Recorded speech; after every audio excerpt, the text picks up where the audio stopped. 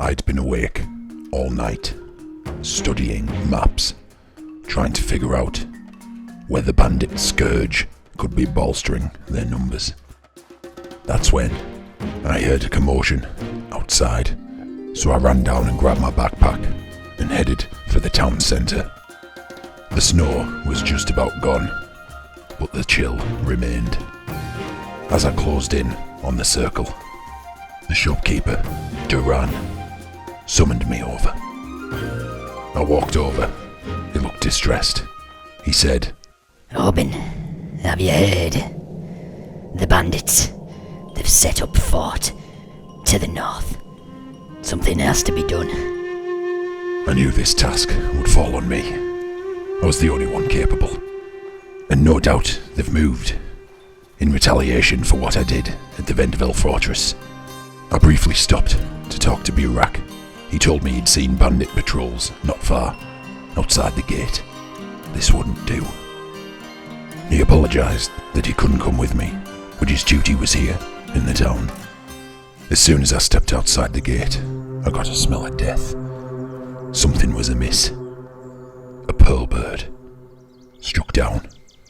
Upon closer inspection, its throat had been slit. Bandits did this. A message. A warning. Further up the hill, I saw movement. It was a scout. One of them. And another dead pearl bird. These birds were sacred to us. This would not do. Killing them is punishable in one way and one way only. Death. And by my hand, it would be. It was strange that he was out on his own. They must have sent him to quietly kill the birds and return. I had a quick look about to make sure he didn't have any companions with him, and then I took aim with my bow.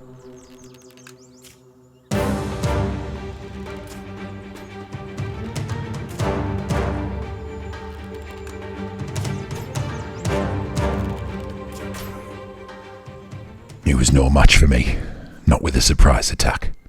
Further up the hill, I saw another pearl bird. No doubt this was going to be his next victim. I had to pass it by. I'd have to be very careful. Though they are sacred to us, that doesn't mean they won't attack me for wandering into their territory. An adult pearl bird can disembowel a human very quickly, very easily. Luckily, I gave him the slip. He saw me, but just as I was leaving. So he had no intent to follow. As I came through the gate to the north, I couldn't believe my eyes. What madness was this? How had they sprung up such a fort? I'd only been gone for a few months. This was terrible. I'd have to deal with this quickly and quietly. As I approached the bridge, luckily, just in time, I noticed it was trapped. I'd have to watch my footing. Easy to get by once you know where they are. The danger is for the unaware. As I approached, a sickness took my stomach. They'd hung my body up on the hill. A warning, for me, for us no doubt. But before I could get any closer, I spotted two guards patrolling the grounds. What sickness is this? That's it. They'll all pay for this. I took cover behind a rock and using some supplies I'd picked up from the pearl bird and other such things, I crafted myself a mask. A mask I'd don in the name of vengeance. I am the Pearl Avenger, the bird of death. And I'd save them two outside for last peckings. First, I'd have to go in, clear out the fort, make sure no reinforcements were to come. That left the bloody door open, a taunt, no doubt. They were expecting me, or someone. They had a stone scourge hyena, set in armour. Very dangerous foe. I'd have to use traps and get wise. A guard nearly spotted me setting my trap, but luckily, His vision seemed obscured by the mask he was wearing, and with the trap set, I took aim with my bow to lure him over.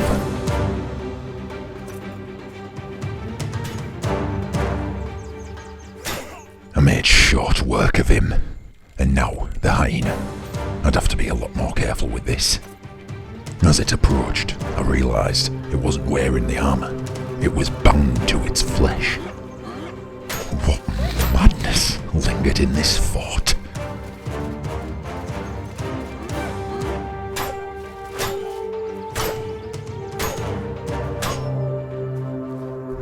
With some careful but frantic swings, I managed to take it down and headed further into the fort. I'd have to clear it out one by one, every building. None can survive this. I can't risk anyone getting away. Warning, another fort, another camp. As I approached the side building, I saw another one of them. One bastard on his own.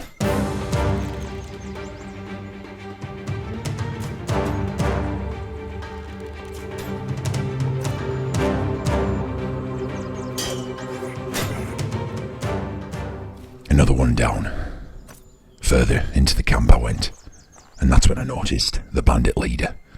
I could tell by the size of the weapon he was holding and the hat he wore.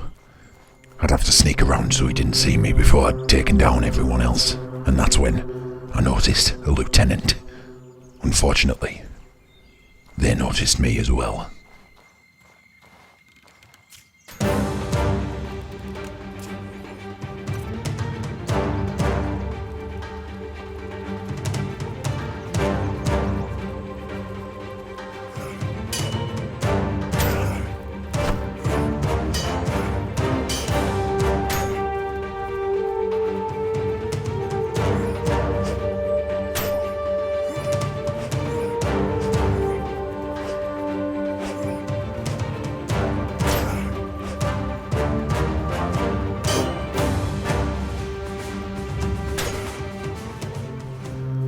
That was sloppy.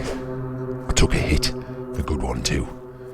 I'd have to be more careful if I wanted to see this through to the end. I gave myself a quick bandage up to stop the bleeding, and that's when I heard the sound of arrows hitting targets. They must have some new trainees. Unfortunately, they'd have to die.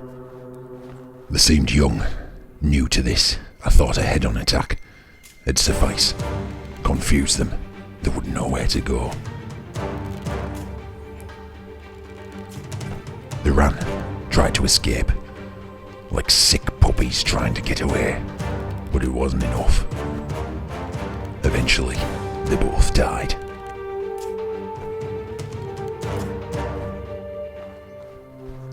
From this platform I could get a better look at the fort, see the leader. Luckily, he was facing the other way. He would be a very tough foe. I'd have to be very careful. The fortress was locked down. I doubt anyone else was inside. And that's when I saw her, over there, a frost witch. My God. I'd have to be careful creeping round. Who knows what kind of hexes they had in place to detect any intruders. There was no time for strategy, no time for traps. I'd have to just fight them face on. Frost witches are no easy foe, but the weaker in close range, so I'd have to attack.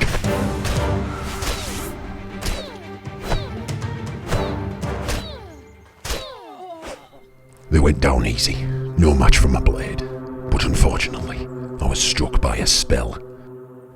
That's what you get for running in, you dumb bastard.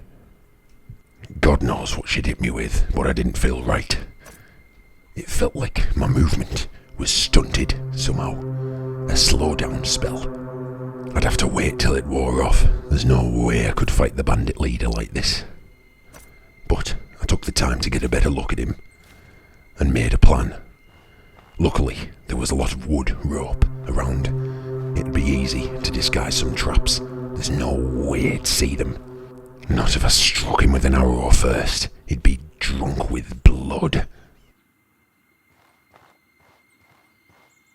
As the spell started to wear off, I got to work, setting the traps. I'd have to set just enough to injure him, but not enough to kill him. That burden fell on me, I wanted to look in his eyes as I plunged the blade into him for what he's done. The trap seemed obvious, but only to the trained eye. Anyone who didn't know what they were looking for, they'll run right through him.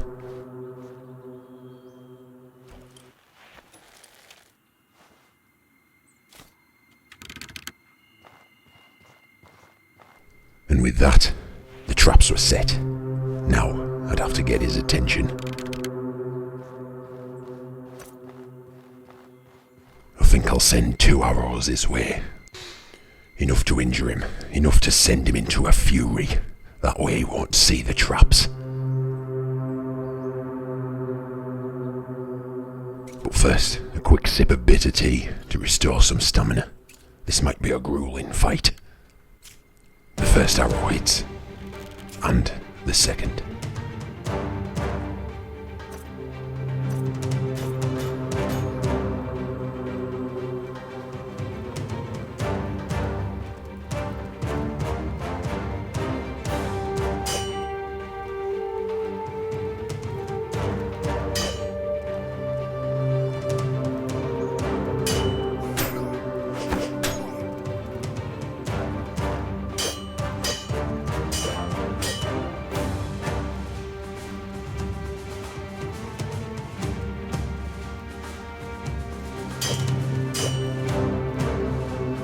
After a long and grueling battle, finally, I struck him down. And then an extra swing, just to be safe. I plunged an extra arrow into his chest, and again into the witch.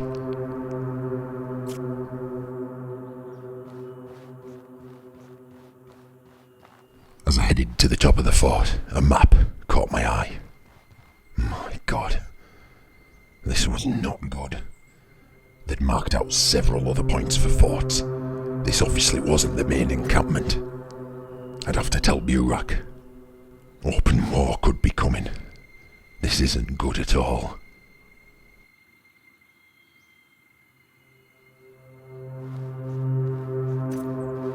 I headed up into the fort, see if there was any treasures I could pillage. I used the key I'd lifted off the leader's body. Perfect. Ah, look, a chest. My God, a pistol. I'd heard stories, but never seen one. That'll do nicely. There was only one thing left. Them 2 bastards that had strung up the bodies outside.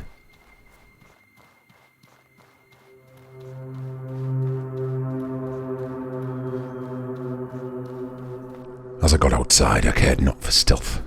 This would be an open attack. I wanted to look them in the eyes, see the fear.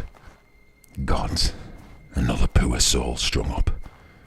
Just as I was about to attack, a pistol shrimp sent a ball of lightning their way. It seems I wouldn't be getting my vengeance, but death by a pistol shrimp, that's no way to go. I watched as the fight went on.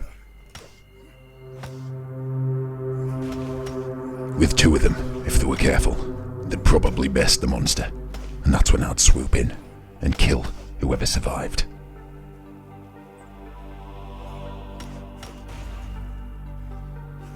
A stray bolt of lightning nearly struck me, so I moved. The pistol shrimp died, but it took one of them with him, and that's when I run in. A surprise attack. Swinging madly, I struck him down. A death too quick, but it'll do. I made sure the beast was dead. I didn't want that following me back to camp. Finally, I'd have to look, see who it was. My God.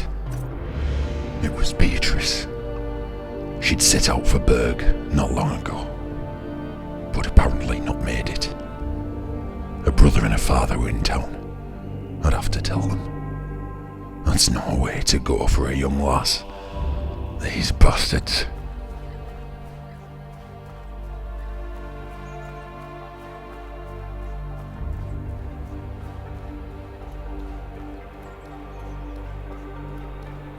Back in town, I told Burak what had happened.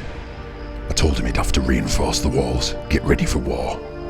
Then he pointed me in the direction of Beatrice's family. Bad business. But the job fell on me, and me alone.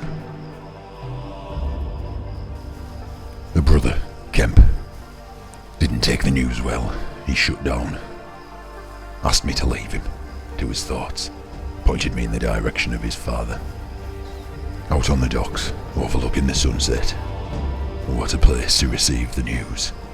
I told him what had happened, but I spared the gory details. I told him it looked like she'd died quickly, and with that done, I needed a stiff drink.